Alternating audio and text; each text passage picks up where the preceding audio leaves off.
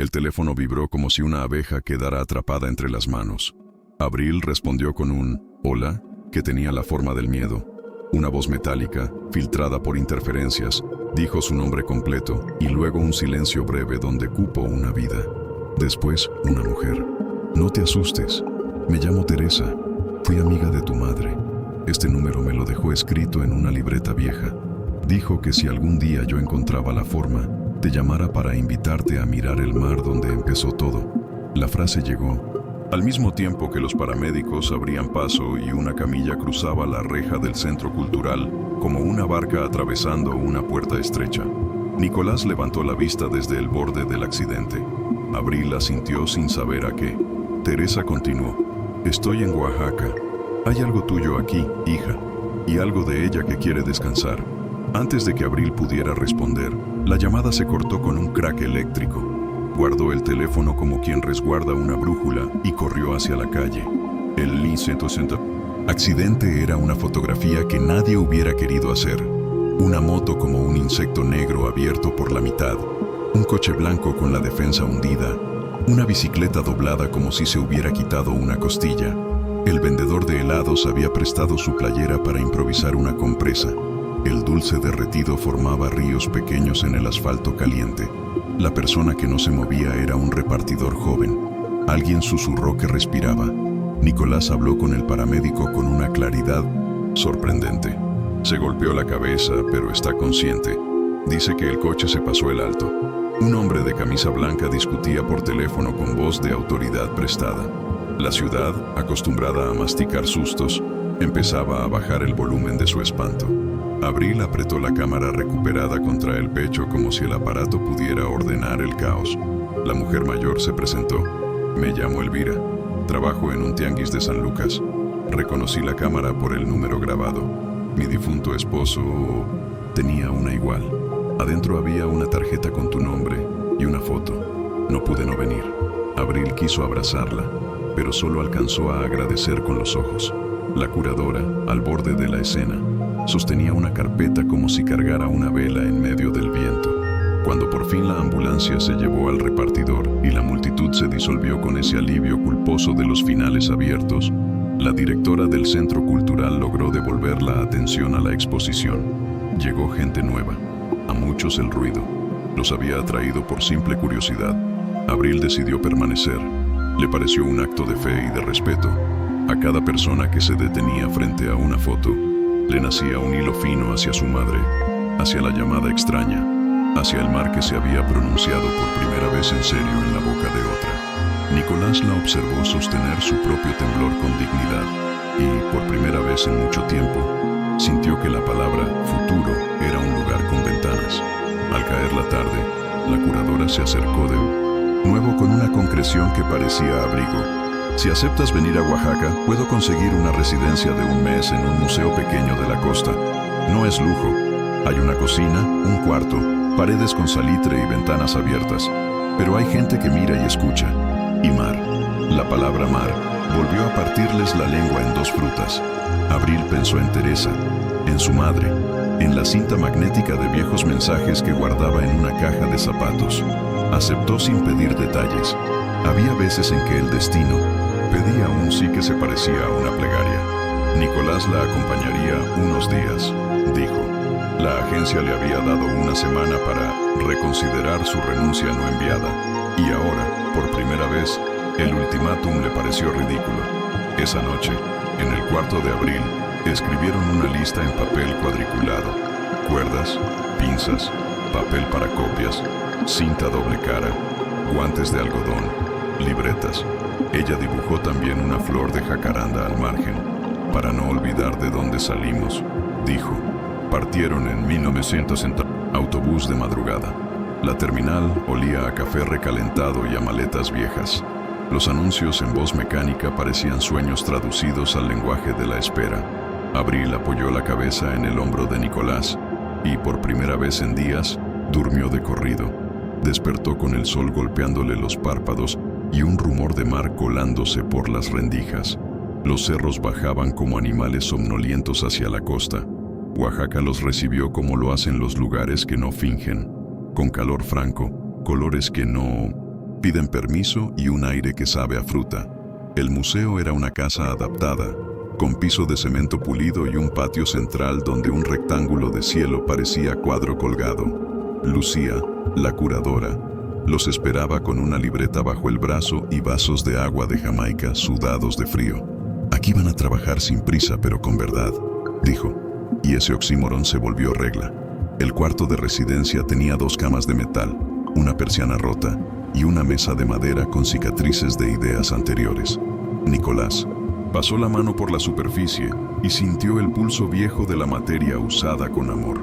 Pegaron con cinta el mapa improvisado de Abril. Ahora, además de jacarandas, había flechas hacia el muelle, nombres de pescadores que conocieron el primer día y horarios de luz anotados como si fueran mareas. Teresa llegó por la tarde con una caja de zapatos cerrada con un listón deshilachado. Tu madre me dejó esto sin muchas instrucciones, dijo. Solo que algún día, si te veía hecha de la misma terquedad, Luminosa te lo diera. Abril deshizo el nudo con cuidado.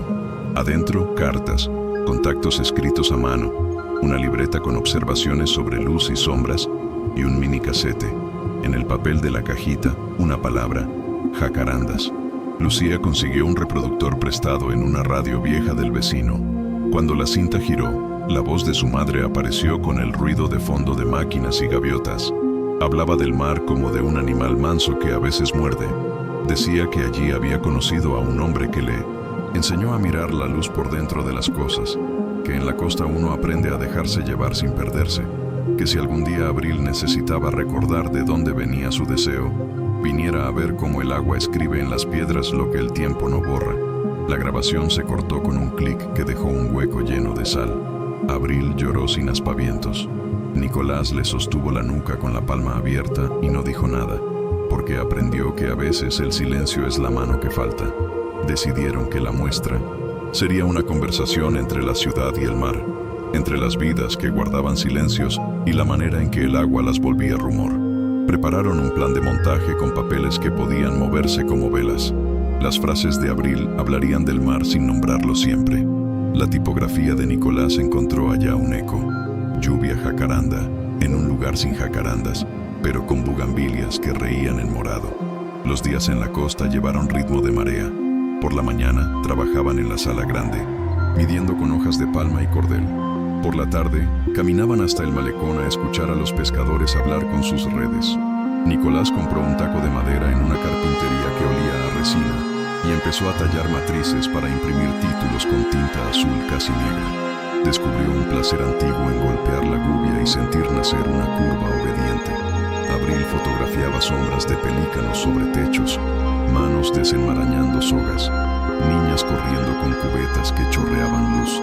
A veces, en 1900, la playa, se quedaban callados, solo escuchando cómo el viento les ordenaba las ideas.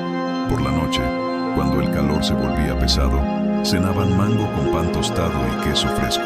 Había una electricidad suave entre ambos, algo que no apuraban. Compartían la mesa como quien comparte un secreto que todavía no encuentra su frase. Tenían la sensación de estar aprendiendo un idioma común, uno que no necesitaba ser declamado para existir.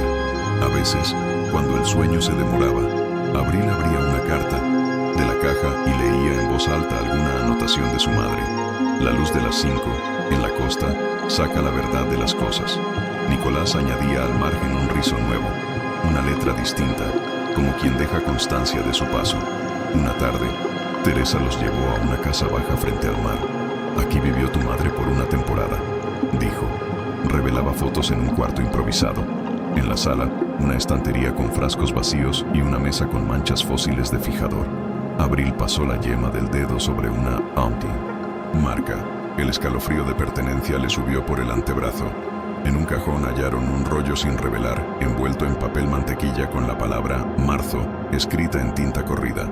Lucía llamó a un laboratorista. El revelado tardaría un día. Nicolás recibió un correo de la agencia esa misma tarde. Una contraoferta. Doble sueldo, equipo propio, viajes. Un listado de promesas abrochadas con un solo si vuelves ya. Lo leyó 2 veces. Después, sin dramatismo, apagó el celular. No dijo nada. Al día siguiente, preparó las letras grandes de la entrada. El rumor bajo la lluvia. En la costa, la frase adquiría otro espesor. El rumor era el de las olas y también el de las vidas que, por fin, encontraban voz. El rollo revelado devolvió imágenes como botellas regresadas por la marea. Había risas congeladas, manos sosteniendo platos de barro, una sombra masculina cortando una luz oblicua y, al final, una foto de una niña pequeña frente a un mar desmesurado. La niña, Abril supo que era ella, miraba hacia una cámara sostenida por alguien amoroso. En el reverso, una letra que no era la de su madre. Abril aprendiendo a mirar. Teresa respiró hondo. Él se llamaba Alejandro, pescador a ratos, fotógrafo de intuición. Fue un amor torpe y grande. Tu madre no se quedó, pero el mar no se fue nunca de ella.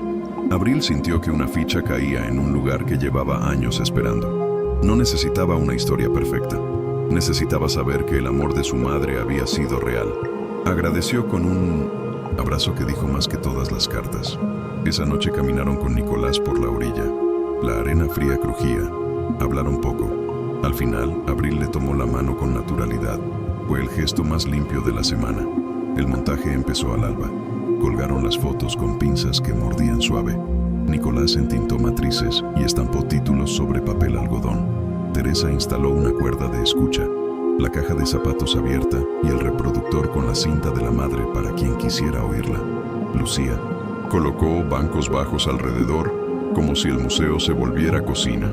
Llegaron voluntarios, un pescador que sabía nivelar marcos mejor que cualquier plomada, una maestra de primaria que recortó esquinas redondeadas para que nadie se lastimara con el papel, 2 adolescentes que hicieron de la escalera una extensión natural de sus piernas. A media mañana, apareció Elvira con un estuche de cuero arreglado con puntadas firmes. Para que la cámara no vuelva a perderse, dijo. Había viajado desde la ciudad en 3 camiones y un milagro pequeño. Abril la abrazó como a un puente. Elvira se movió por la sala con la osquedad tierna de quienes han ganado muchas batallas domésticas. Nadie le discutió su autoridad cuando indicó que algunas pinzas debían morder más arriba para que la humedad no se atreviera. El primer grupo de niños entró en fila con maestros protectores. Se sentaron en el piso de cemento y escucharon la voz de la madre de Abril sin impaciencia. Un niño preguntó si el mar cabía, entero en una foto, o si había que pedirle permiso por partes. Una niña dijo que los silencios no son tristes, son como cuando te escondes para dar una sorpresa. Abril anotó la frase en su libreta, con la conciencia de estar recibiendo una lección. El cielo, entre tanto, practicaba sombras. Nubes grises caminaron como rebaños sobre la costa. Un pescador viejo levantó la vista y dijo que venía agua brava. Lucía, pragmática, revisó ventanas. Teresa dobló manteles invisibles con las manos en el aire, como si organizara el viento. Nicolás reforzó con cinta los marcos más ligeros. Abril fotografió manos atando nudos, ojos decidiendo corrientes. La inauguración estaba prevista para las 6. A las 5:15, el primer trueno sonó con la entonación de un aviso. La luz titubeó como una persona que no sabe si entrar o volverse.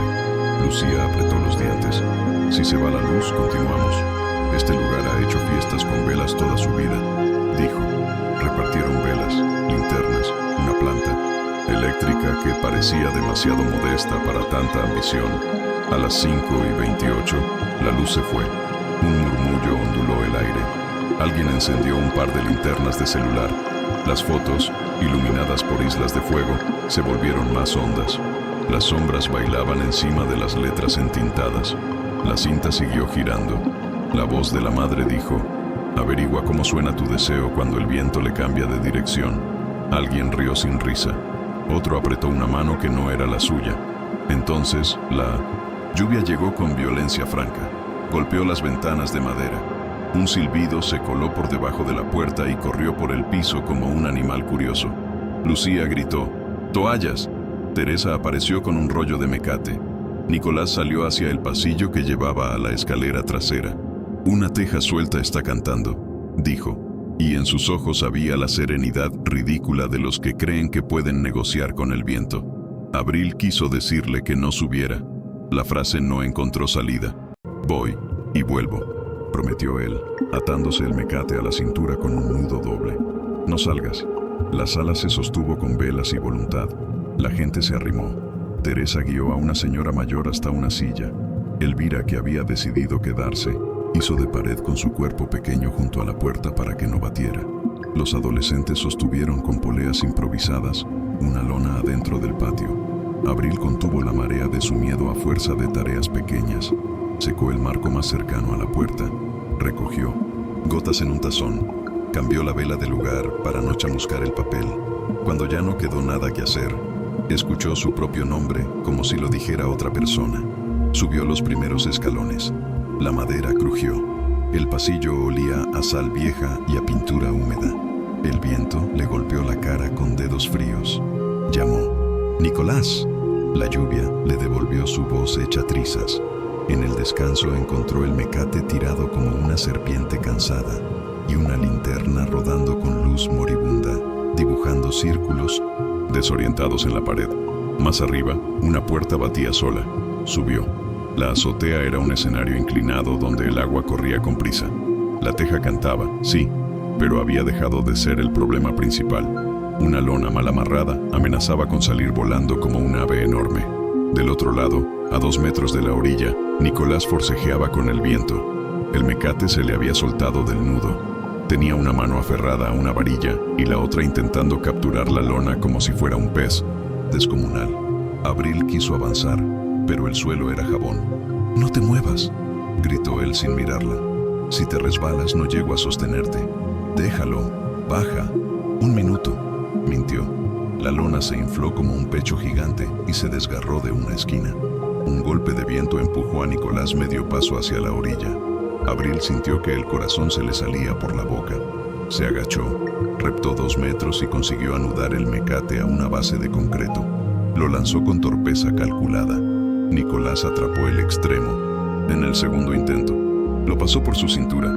Sus ojos por fin la buscaron. Eran 2 piedras oscuras, firmes en la tormenta. «Vas a bajar conmigo ahora», dijo Abril con una voz que no conocía. Ahora sí, cedió él cansado. Y habría bajado en ese instante si el viento no hubiera decidido hacer su propia coreografía. La lona, convertida en vela tosuda, tiró de la estructura. La varilla a la que Nicolás se sujetaba vibró con un quejido metálico. En algún lugar, una puerta pegó un portazo de 1900. Furia. El nudo de la cintura crujió. «Suelta la lona», ordenó Abril. «No vale la pena». Nicolás obedeció, pero el viento no. La lona liberada le golpeó el pecho como una ola. Nicolás perdió un paso. El borde estaba a 2 pisadas. Abril se lanzó en un movimiento que no sabía que tenía. Lo alcanzó por la chamarra. El mundo se quedó sin sonido durante un segundo. Los ojos de ambos se encontraron en un lugar donde todavía no había miedo, solo decisión. «Te tengo», dijo ella. «Me tienes», respondió él, y sonrió con una calma incomprensible. El peso hizo su trabajo. Las suelas patinaron. La chamarra resbaló en la mano de Abril como si estuviera hecha de agua. El mecate, que debía ser su garantía, hizo un gesto traicionero. Una hebra vieja se reventó con un chasquido. La fuerza los llevó hacia la orilla como una frase maldicha que de pronto encuentra su precipicio. Abril gritó el nombre que ya no necesitaba apellidos. Aferró con ambas manos. La rodilla le golpeó una losa y creyó que se partía. Siguió. Nicolás buscó un punto con el pie y no lo encontró. El viento, ajeno a los dramas de los humanos, siguió empujando. Fue entonces cuando algo cambió en el ángulo del mundo. Una sombra se recortó al borde de la escalera. Era Elvira, empapada, ojos encendidos. No dijo nada. Lanzó otro mecate como quien lanza una frase exacta en el momento justo. El extremo golpeó el hombro de Nicolás. Él lo atrapó al vuelo. Lo pasó por el pecho. Abril apretó. Elvira plantó los pies como una raíz vieja. Por un instante, la física estuvo del lado de los vivos. «Despacio», ordenó Elvira con una autoridad antigua. «Hacia mí, 2 pasos. Respiren». Dieron medio. La varilla volvió a quejarse. El nudo de la cintura, el nuevo, aguantó una respiración larga. Entonces, desde abajo, llegó una voz que cortó el aire. La de Teresa, con un megáfono improvisado que era pura garganta. «No miren abajo, hacia la pared, a la pared». Obedecieron. El mundo recuperó el sonido. La lluvia golpeando, la lona aullando. Un trueno que a distancia parecía aplauso. Nicolás consiguió sentarse en una saliente. Abril apoyó la frente en la pared para no ver el vacío. Elvira tiró con fuerza pareja. Estuvieron a punto de lograrlo cuando un nuevo golpe de viento arrancó de cuajo la teja que había empezado la sinfonía. La pieza voló, chocó contra el mecate y lo cortó como una tijera sorda. Todo volvió a inclinarse. Abril vio, con la claridad cruel de las catástrofes, cómo el mecate se convertía en dos serpientes amputadas. Nicolás quedó libre de un lado, ella de otro. Elvira, en su extremo, casi cayó sentada. Teresa, abajo, gritó un nombre que el viento convirtió en un rumor sin destino. Nicolás la miró. Cerca, demasiado cerca del borde. Los ojos eran barcos que no querían hundirse. Él hizo algo imposible. Alzó la mano y con la punta de los dedos acomodó el mechón de pelo que la lluvia había pegado a la frente de Abril. «Si te caes», dijo ella, «no te dejo solo. No me voy a caer», respondió él, y por primera vez sonó como un juramento. El siguiente segundo se abrió como una boca. Una gota grande rodó por la nariz de Abril y le cayó en el labio. El ruido del mar subió un tono. Alguien, desde un patio vecino, cerró una ventana con violencia. La varilla metálica, vencida, se desprendió. Abril se lanzó por puro instinto. Nicolás también. Sus manos se encontraron en el aire, fuera del territorio de la lógica. Se aferraron como dos letras que por fin encuentran la palabra que las contiene. Durante una fracción de tiempo, estuvieron suspendidos. Luego, el peso reclamó su gobierno. Y entonces, justo entonces, cuando la escena estaba a punto de decidirse, apareció una luz blanca que no venía de ninguna vela ni de ningún cielo. Un faro de camioneta apuntó hacia la azotea desde la calle, y en esa iluminación súbita, Abril vio algo que no había visto jamás. No era la caída, no era la salvación, era una figura en el borde opuesto del techo, inmóvil bajo la lluvia, observándolos. Un hombre mayor con una cámara colgando del cuello, empapado, con el mismo gesto que había visto en una foto antigua. Y antes de que pudiera entender si era un recuerdo, un fantasma o una coincidencia brutal, la luz se desvió, la sombra desapareció, y la mano de Nicolás se deslizó medio centímetro dentro de la suya. Fin de la parte 2.